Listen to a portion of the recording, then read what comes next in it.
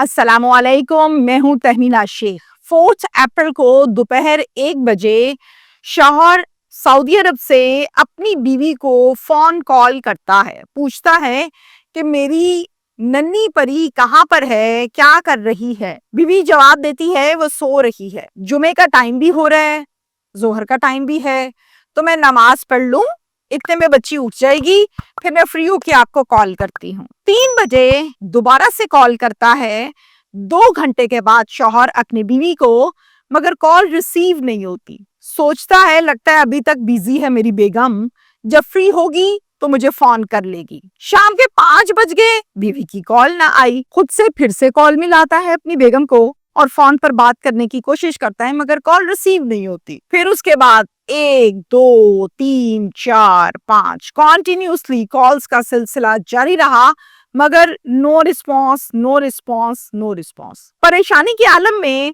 वालिदा के नंबर पर फौरन से कॉल मिलाता है और कहता है, हेलो माँ जी। इतने में माँ बोल पड़ती है आगे से, मैं अस्पताल में खड़ी हूँ, तुम्हारी बीवी तुम्हारी बेटी दोनों फौत हो गई हैं। कहता है माँ जी क्या बोल रही हैं?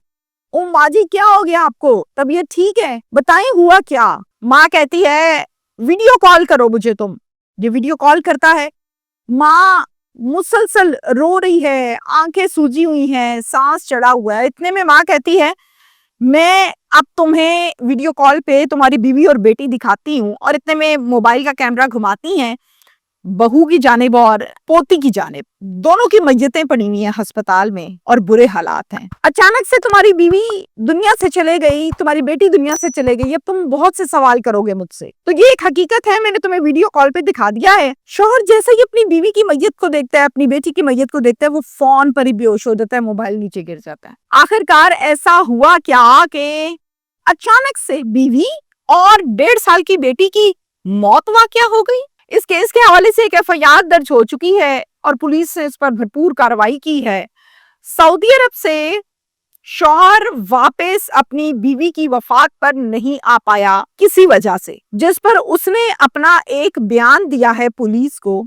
डिटेल्स क्या है अब मैं वो आपको बताती हूँ। मानसहरा का ये अफसोसनाक वाकया है। मानसहरा में फैमिली रहती है और इस फैमिली के जो सरबराह है वो है मोहम्मद शकूर साहब, और शकूर साहब की अहलिया का नाम है नसरीन बीबी। शकूर साहब जो हैं उनका इंतकाल हो चुका है, वो इस दुनिया में नहीं है, और उनका एक ही बेटा है और उस बेटे का नाम है मोहम्मद उमर। अच्छा, शकूर साहब जायदाद में बहुत सी दुकानें छोड़कर गए जिनका किराया आता है और घर का गुजर बसर होता है। उमर अकलौता बेटा 9th क्लास का स्टूडेंट है, और उमर जिस स्कूल में पढ़ता था वहां लड़कियां भी पढ़ती थी, तो उसी स्कूल की एक लड़की जिसका नाम है सैयदा राबिया शाह, जो बहुत प्यारी बहुत अच्छी लड़की है, राबिया शाह को उमर जाने अनजाने में पसंद करने लगा, और पसंद करते करते आखिरकार इन दोनों की अंडरस्टैंडिंग डेवलप हो गई। पूरे 2 साल तक इनकी अंडरस्टैंडिंग का सिलसिला चलता रहता है, एक दूसरे को पसंद करते हैं, और फिर इसी दौरान मैट्रिक के दोनों पेपर्स दे देते हैं। उमर अपनी दुकानों में से एक दुकान पर बैठकर मोबाइल एसेसरीज का काम सीखता है, और एक दुकान किराए से खाली करवाकर वहां पर मोबाइल एसेसरीज का काम शुरू कर देता है।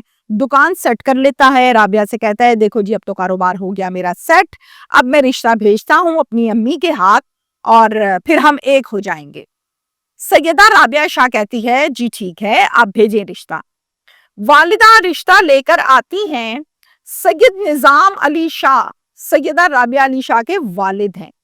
उनके पास आकर ये कहते हैं कि हम अपने बेटे अकलौते बेटे मोहम्मद उमर के लिए आपकी बेटी सैयदा राबिया शाह का रिश्ता लेने आए हैं। जिस पर सैयद निजाम अली शाह साहब कहते हैं देखें जी हम सैयदों में बेटियां देते हैं और सैयदों से बेटियां लेते हैं, हम सैयदों से बाहर रिश्ता नहीं करते, तो आपकी मेहरबानी है आप ऐसा करें, हमारी माजरत कबूल करें, हम आपके साथ रिश्ता नहीं कर सकते, ये हमारी मजबूरी है, हमारे पूरे खानदान की ये रीत है। अब नसरीन बीबी जो कि उमर की वालिदा हैं वो वापस आती हैं अपने घर और आकर बेटे को ये सारी बात साफ बता देती हैं कि भाई पढ़ा लिखा इनकार हो गया है। उमर क्या करता है, सारी बात राबिया से करता है। तो सैयदा राबिया जो है वो और उमर मिलकर एक प्लान बनाते हैं और दोनों घर से भाग जाते हैं। भागकर सीधा कराची जाते हैं, किराए के ऊपर एक मकान लेते हैं اور وہاں پر رہنا شروع کر دیتے ہیں۔ سیدہ رابعہ کے گھر والے اس معاملے کو تھانے میں، محلے میں، رشتہ داروں میں یا کہیں اور نہیں ڈسکس کرتے، کیونکہ وہ کہتے ہیں کہ اگر ہم نے کسی کو بتایا کہ سیدوں کی بیٹی چلی گئی ہے تو بہت بدنامی ہوگی، لہٰذا گھر کی عزت، گھر میں کوئی ڈسکشن، کوئی پرچہ، کچھ بھی وہ نہیں کرواتے۔ وقت گزرتا گیا۔ کراچی میں چونکہ دونوں کرائے کے مکان میں رہتے تھے اکٹھے، اللہ تعالیٰ نے ان کو ایک بیٹی عطا فرمائی جس کا نام ان دونوں نے مل کر رکھا عائزہ۔ عائزہ پیدا ہو گئی۔ عمر اور سیدہ رابعہ کو لگا کہ اولاد بھی ہو گئی ہے، بات بھی بہت پرانی ہو گئی ہے، اب واپس مانسہرہ چلتے ہیں تو کسی کو کوئی مسئلہ نہیں ہوگا، سب مان جائیں گے۔ یہ کیا کرتے ہیں، یہ واپس مانسہرہ آ جاتے ہیں۔ مانسہرہ آ کر اپنے والدین سے ساری بات چیت کرتے ہیں تو والدہ نسرین بی بی، چاچو اور چاچی ان سب کو بھیجتے ہیں سیدہ رابعہ کے گھر۔ عمر اپنے سسرال سے مراد ہے رابعہ کے گھر، وہاں بھیج کے کہتے ہیں کہ یہ دیکھیں جی، یہ ہے آپ کی نواسی عائزہ کی تصویریں۔ سیدہ رابعہ بہت خوش ہے، اپنے گھر میں بڑی خوشیاں ہیں اس کے پاس، ایک اللہ نے بیٹی بھی دے دی ہے، اپنے شوہر کے ساتھ بڑی عزت دار زندگی گزار رہی ہے، تو امید ہے کہ اب آپ لوگوں کو کوئی اعتراض نہیں ہوگا، مل کر صلح کرتے ہیں اور جو زندگی کے دن رہ گئے ہیں وہ اچھے انداز میں گزارتے ہیں۔ جس پر رابعہ کے والد یہ سب سننے کے بعد کہتے ہیں، بی بی، ہمارا تمہارا جینا مرنا اس دن ختم ہو گیا تھا جس دن سیدہ رابعہ نے اس گھر سے قدم باہر رکھا تھا۔ جب جینا مرنا ہی ختم ہو گیا تو کون سی رشتہ داری رہ گئی؟ رابعہ اب ہماری بیٹی نہیں ہے، وہ عمر کی بیوی ہے، اور ہمیں عمر کی بیوی میں کوئی دلچسپی نہیں ہے، وہ میرے گھر کا دروازہ ہے، کھولو اور چلے جاؤ۔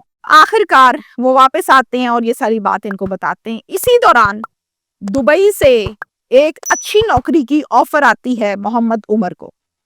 عمر اپنی بیوی سے ڈسکس کرتا ہے اور فائنل یہ ہوتا ہے کہ ہاں جی جانا چاہیے۔ عمر دبئی چلا جاتا ہے روزگار کی تلاش میں، اور عائزہ کی عمر ہو چکی ہے 6 ماہ۔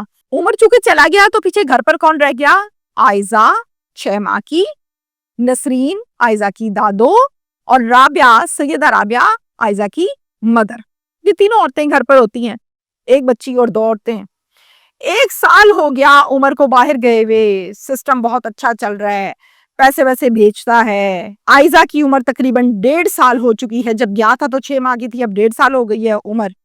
رابعہ جو ہے وہ بھی اپنے شوہر سے فون پر بات چیت کرتی ہے، ویڈیو کالز کرتی ہے، تو زندگی بالکل نارمل روٹین پر چل رہی ہے۔ 4 اپریل کو جمعہ والے دن عمر نے کال کی ہے اپنی بیوی کو۔ بیوی نے کہا کہ جمعے کا ٹائم ہو رہا ہے، میں جمعہ پڑھ لوں، پھر میں نماز پڑھ کے پھر آپ کو کال کرتی ہوں، تو اس کے بعد ہم بات چیت کرتے ہیں، ابھی ٹائم بڑا شارٹ ہے نماز میں۔ کہتا ہے ٹھیک ہے، پھر وہ ویٹ کرتا ہے۔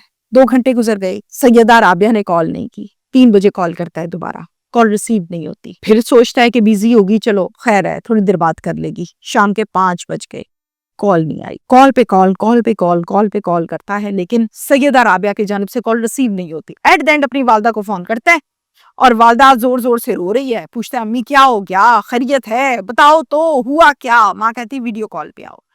جب ویڈیو کال پہ آتا ہے تو سیدہ رابعہ کی لاش اور ساتھ میں عائزہ 1.5 سالہ بیٹی، اس کی لاش ماں دکھا دیتی ہے ویڈیو کال کے اوپر محمد عمر کو، اور عمر غشی کا دورہ پڑتے ہی بے ہوش ہو کے زمین پر گر جاتا ہے۔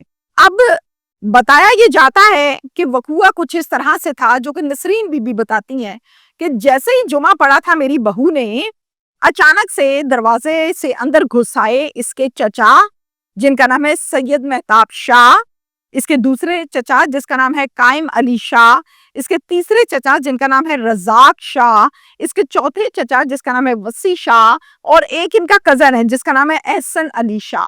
یہ 5 لوگ فوراً سے اندر آئے ہیں، اور آتے سار انہوں نے رابعہ میری بہو کے اوپر فائرنگ کرنی شروع کر دی اور اس کو گولیاں مار دی۔ جب زور زور سے گولیوں کی آواز آئی تو کمرے میں سوئی عائزہ زور زور سے رونے لگی، جس کے رونے پر بھی اس کو گولیاں ماری اور اس بچی کو بھی قتل کر دیا۔ نسرین بی بی جو کہ سیدہ رابعہ کی ساس ہیں، وہ کہتی ہیں کہ اس نے میری بہو کا قتل اس لیے کیا ہے کیونکہ اس نے سیدوں کے خاندان سے باہر شادی کی ہے۔ والدہ یہ بھی بتاتی ہیں کہ جب پوسٹ مارٹم کے لیے میری بہو اور میری پوتی کو لے کر گئے تو اس کے بعد پوسٹ مارٹم ہوا اور ڈاکٹرز نے کہا کہ حوالگی کرنے لگے، یعنی لاشوں کی حوالگی کی جاتی ہے جب پوسٹ مارٹم کمپلیٹ ہو جاتا ہے، ہینڈ اوور کرنا کہہ لیجیے۔ ہینڈ اوور کرنے کے دوران جو سیدہ رابعہ ہے اس کی فیملی والے آ گئے، کہتے ہیں یہ سیدہ رابعہ ہماری بیٹی، ہمارے حوالے کرو، سیدوں کے قبرستان میں اس کو سپرد خاک کریں گے، کیونکہ ہمارے خاندان میں سید زادیاں ہمارے سیدوں کے قبرستان میں دفن ہوتی ہیں، یہ کہیں اور دفن نہیں ہوگی، چونکہ ہماری بیٹی بھی ہے۔ میں نے کہا کہ آپ لوگ تو ملتے جلتے بھی نہیں ہیں، تو اب آپ لوگوں کو کہاں سے میت چاہیے؟ آپ لوگوں نے ہی تو قتل کروایا ہے، جس پر زبردستی سیدہ رابعہ کے میت کو کھینچ کر لے گئے اور اپنے حوالے کر لی۔ اس کے ساتھ ساتھ جب بات آئی عائزہ کی، یعنی ننھی پری 18 ماہ کی، اس کی جب بات آئی تو اس کے حوالے سے یہ کہا کہ یہ ہماری نہیں ہے، اسے تم لوگ رکھو۔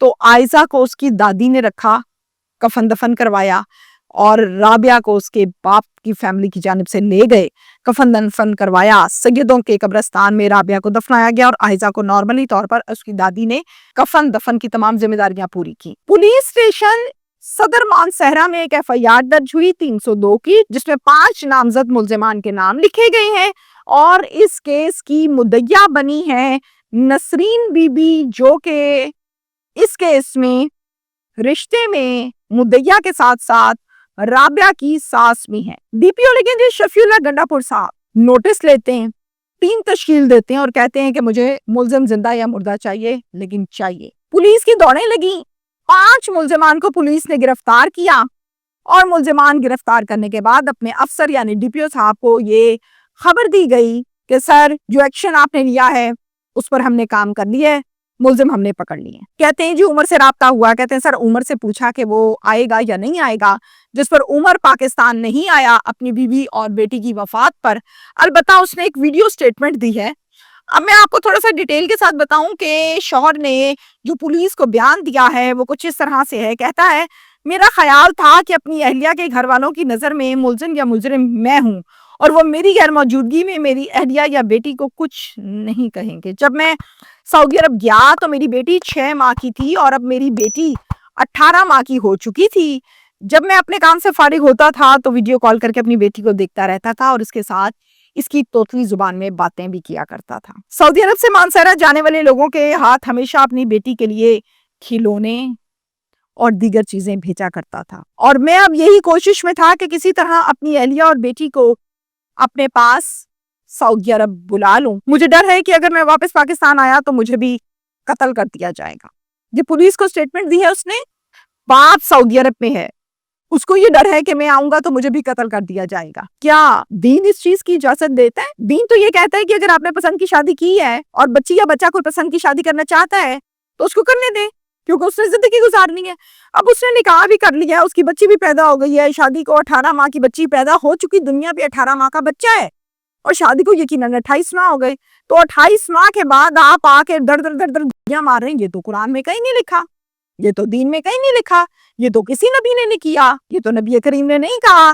پھر دفنانے کے ٹائم سیدوں کا قبرستان، رشتہ کرنے کے ٹائم سیدوں کا خاندان، قتل کرنے کے ٹائم کون سا دین ہے؟ یہ بھی تو بتانا چاہیے تھا آپ کو۔ Thank you.